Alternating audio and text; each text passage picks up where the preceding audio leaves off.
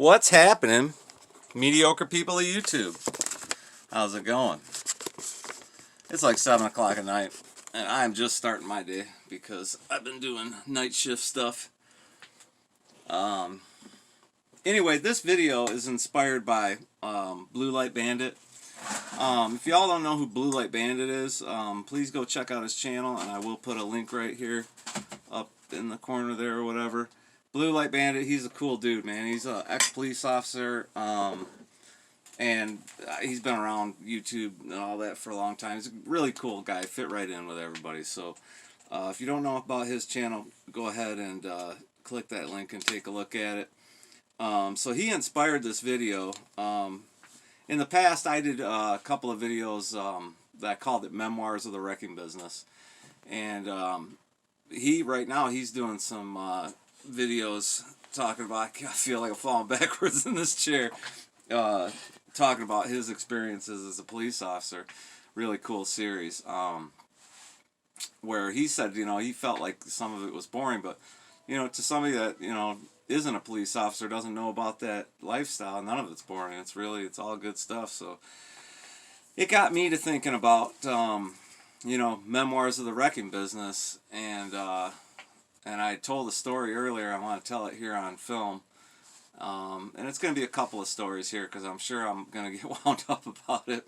The first story is about how I just about got thrown off a job for taking a leak. Absolutely 100% true story. Very serious story, too. So, at that time, I was burning. I was a high burner all the time. So what that meant is I was 60 feet in the air in a man lift, cutting iron down with a torch. So I was inside a building. We were doing a strip out, which is, where we go in and gut the building, basically. Usually, this was in a General Motors plant. Actually, it was a General Motors plant called Pulltown out here in Hamtramck. And we were stripping the building out. I'm up in the air, and I had to piss like a champ. So I looked over, and I could see there's a bathroom probably about 20 yards from me, 20, 30 yards from me. So I waited till I really had to go, and then I came down, and I walk over into the bathroom, and do what I got to do. I come walking back out. I jump my man lift, go back up in the air. About 20 minutes later, I spot a white hard hat down there, and in the construction business, anytime you see a white hard hat, usually means a boss. So I looked down, and the guy, waved for me to come down.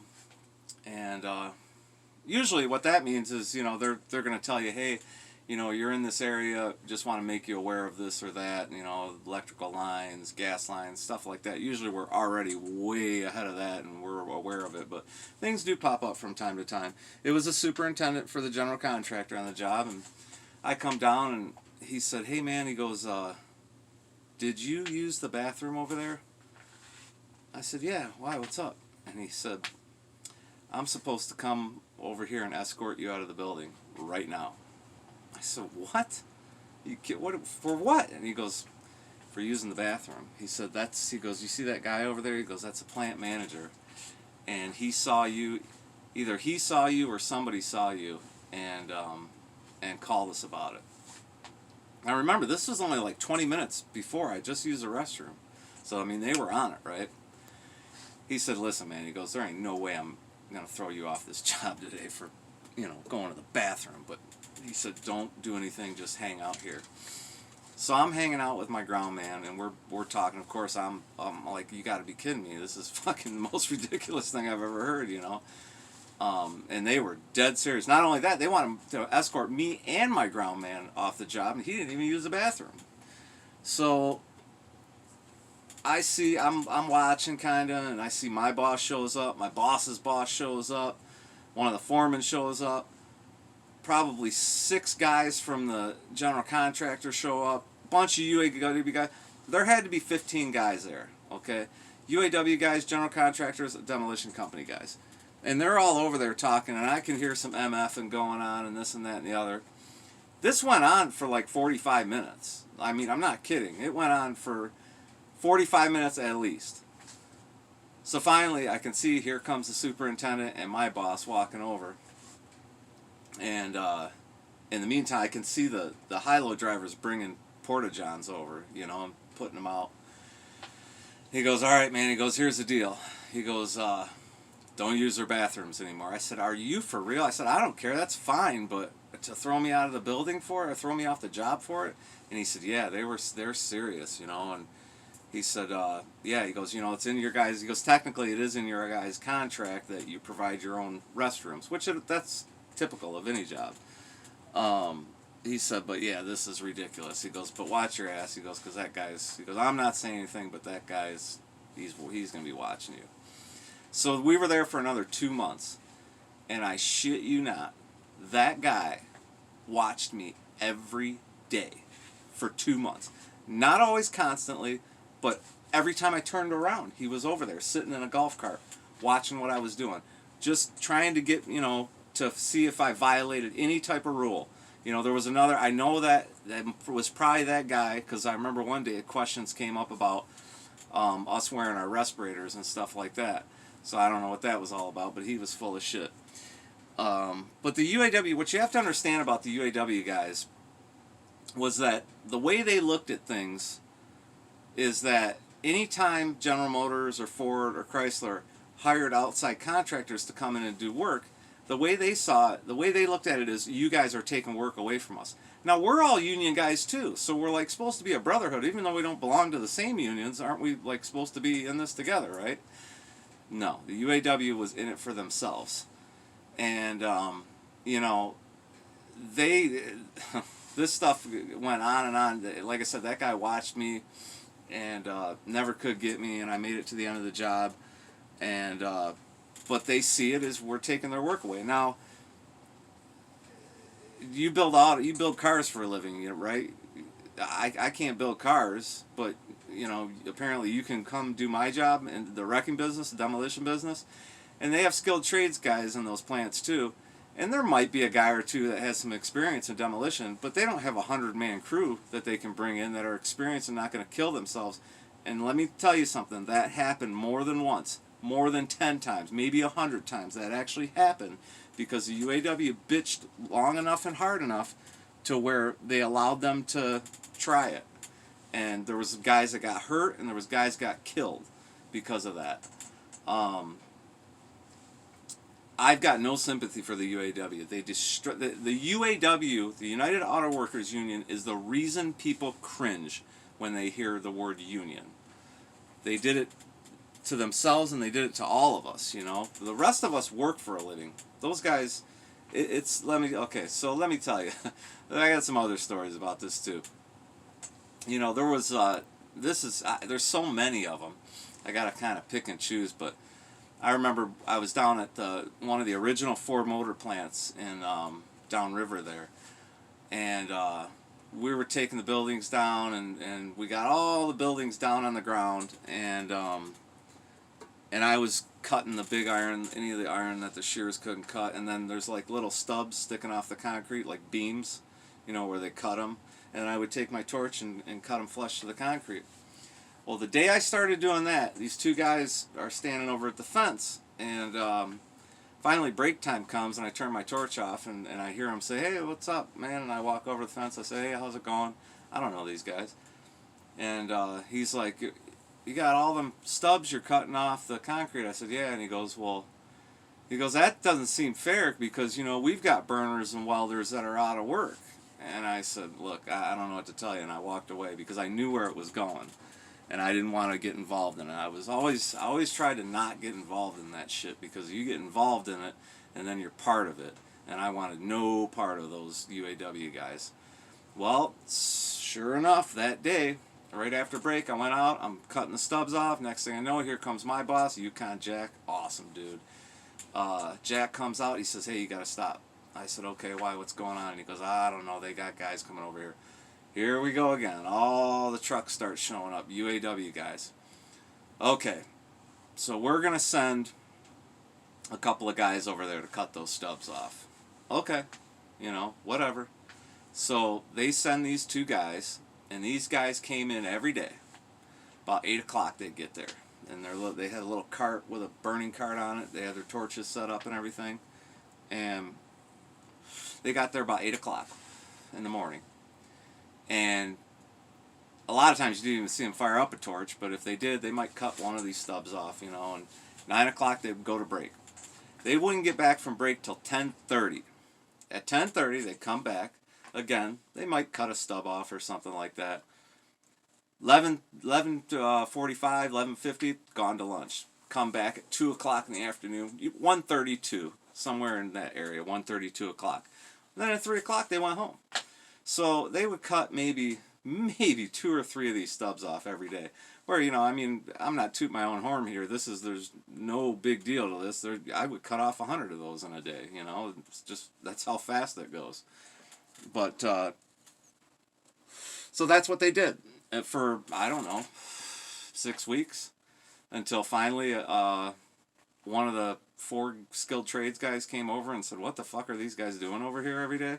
And sent them somewhere else to do something else. And then they told us, go ahead and resume.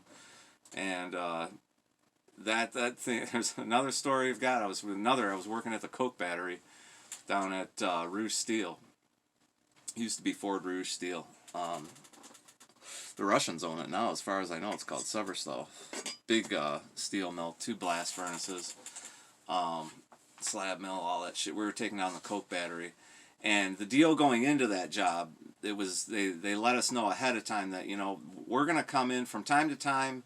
We're going to come in. We might want to find a couple of the UAW guys something to do. Okay. So, in fact, it was my brother. He was loading this pile of debris out. Pretty big pile of debris. And they came over to him, stop. Listen, we're going to send a UAW guy out here with a machine, and we're going to release this back to Ford, and they're going to load it out. Okay. So, you know, send my brother to do something else, and so they sent a guy out there, and the truck driver comes back from his second run, and he's headed back out, and he stops, and he tells me, he goes, I said, "How's it going over there?" And he goes, "You know what that guy said to me?" I said, "What's that?" He goes, "He told me I need to slow down between runs because he plans on being here for 6 months." We're laughing about it. Well, I shit you not. That guy was there for 6 months, and he had loaded out exactly half of that pile in 6 months' time. Well, the 4 guys finally caught wind of it somehow, and they're like, "What the fuck is going on here?" And they're like, "Listen, we're going to send this operator somewhere else. You guys, we're going to release that work back to you guys. Can you please load that pile out?" I swear to God above, my brother and another operator went over there, and they finished the other half of that pile in a day and a half. In a day and a half. They did what this guy did in 6 months' time. I mean, okay, so there was 2 operators instead of 1. But come on, man. Really? So it should have taken them 3 months? So, this is what, you know, what I mean when I say that I have no sympathy for the UAW. I think they're the shittiest union out there. I think that their workforce is a bunch of complete fucking idiots.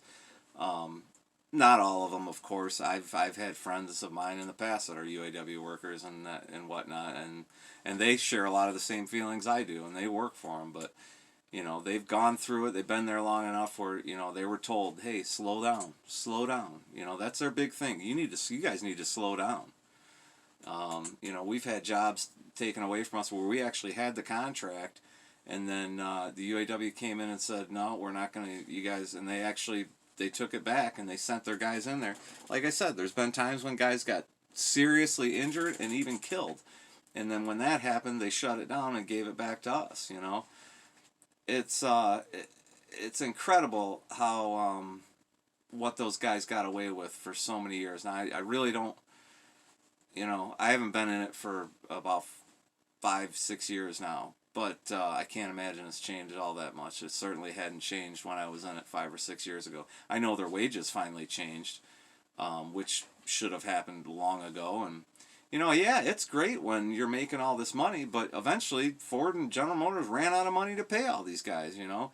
And when I tell you guys, I mean, these guys don't do shit all day. Now, there's some of them who they work, and they take pride in their work, and they don't give a fuck what anybody says. And they're told to slow down all the fucking time by other UAW guys. They don't give a shit. They just want to do their job. They want to take pride in their work. There's some good guys out there, but they're few and far between. There was another job I was on one time where we went in to strip out a building, strip the interior of a building out, and we were told right off the bat, hey, there's 12 UAW workers. They're going to be in this room. We built a temporary room for them to be in. They're going to be there every day. And, okay, whatever. They're not going to bother you guys, but they just let you know they're going to be, in this temporary room they built. So these 12 guys came in every single day. And I walked in several times. I talked to the guys and everything. Walk in the room. They'd come in, read the paper all day, read a book. There was one German dude, I'll never forget him, because he used to build these little wooden trinkets and like little wooden whistles and trains and just little, and he would, try to sell them to the guys on the job, But that's what they did for a year and a half. 12 guys just went to work every day, sat in a room, got paid. I mean, I would go nuts, to just have to sit there all day. And I mean, okay, yeah, you're getting your paycheck and everything, but that's all fine and dandy until you actually have to do it and just sit there all fucking day, I don't know how they do it, but yeah, man, UAW destroyed itself from the inside out. They deserve way worse than they have it now. They did lower the wages several years back. They should have cut them way down. They need to cut those guys right back, I mean, it's just a matter of, it's a bunch of shit that's been going on for decades now, Look, you compare the UAW to any other union out there, just about, and, it's pathetic. It's really pathetic what they are, and the way they are, and how entitled they are. It's like communism, really. It's great till you run out of other people's money, till you run out of General Motors' money, till you run out of Ford's money, till you run out of Chrysler's money. Yeah, it's great. So, yep, the UAW, United Auto Workers Union, is the reason people cringe when they hear union. Until next time, I'll talk to you guys again. Peace.